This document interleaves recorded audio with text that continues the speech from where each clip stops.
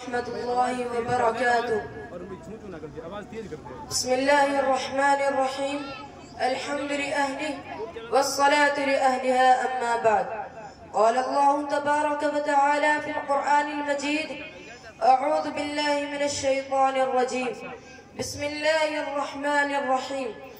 ذلك الكتاب لا ریب فیہ ھدی للمتقین۔ وقال النبی صلی اللہ علیہ وسلم،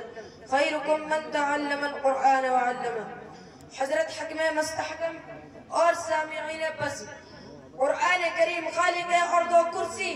مالک ارض و سما کا وہ دستور ہدایت اور لازوال قانون ہے جس نے پوری انسانیت کو آب حیات پلایا، جس نے نفرت و عداوت، بغض و حسد، قتل و غارت گری، اختلاف و انتشار کی دلدل میں پھنسے ہوئے انسانوں کو محبت و مودت، اخوت و بھائی چارگی، عدل و انصاف، اتحاد و اتفاق اور امن و سلامتی کا پیغام دیا، کہ جس نے معاشرے اور سماج میں زندگی گزارنے کا سلیقہ عطا کیا۔ حضرات گرامی، قرآن کریم تنہا وہ کتاب ہے جس میں 1400 سال سے لے کر آج تک کوئی تحریف نہیں ہوئی۔ قرآن کریم رب کائنات کا مقدس اور عظیم کلام ہے،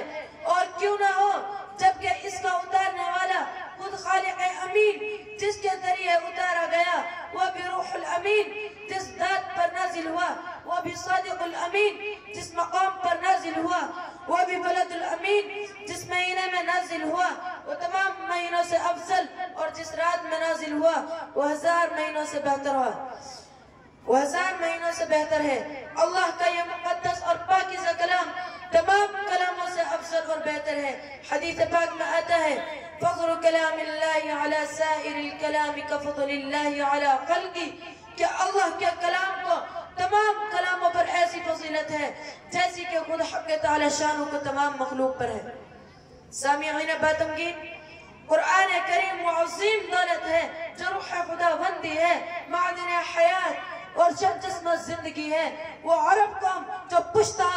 سے مردہ چلی آ رہی تھی، دنیا جس کو دلیل و حقیر جانتی تھی، کوئی ان کو جوالۂ عرب کا خطاب دیتا تو کوئی ان کو نفرت سے یاد کیا کرتا تھا، لیکن جب قرآن کریم کا نزول ہوا تو وہ جنہیں جوالۂ عرب کے نام سے یاد کیا جاتا تھا انہیں صحابہ کرام کہا جانے لگا، وہ جنہیں نفرت سے یاد کیا جاتا تھا انہیں رضی اللہ عنہ ورضوا عنہ کا احساس ملا۔ ارے وہ مردہ قوم جو کروٹ نہیں بدل سکتی تھی، وہ اتنے قوی اور مضبوط ہو گئی کہ اس نے کیسر و کسریٰ کا غرور خاک میں ملا دیا، اور بڑی بڑی سلطنتوں اور حکومتوں کا تختہ الٹ دیا۔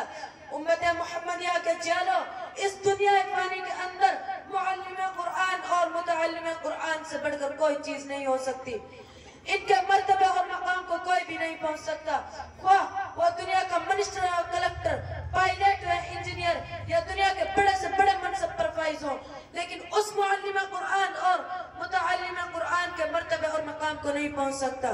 جو اصحاب صفہ کی مقدس جماعت کی یادگار ہے۔ ایک حدیث میں آتا ہے کہ اللہ کے حبیب ارشاد فرماتے ہیں، جس نے قرآن کریم پڑھا اور اس پر عمل کیا، کل قیامت کے دن اس کے والدین کو سورج سے بھی زیادہ روشن تاج پہنایا جائے گا۔ غور کرنے کا مقام ہے، جب والدین کو اس گرہ قدر انعام سے نوازا جائے گا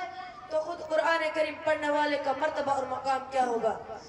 امت محمدیہ کے جالو، اس دنیا فانی کے اندر معلم قرآن اور متعلم قرآن سے بڑھ کر کوئی چیز نہیں ہو سکتی، ان کے مرتبے اور مقام کو کوئی بھی نہیں پہنچ سکتا۔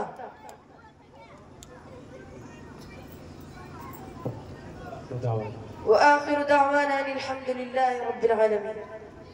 زکریا بھائی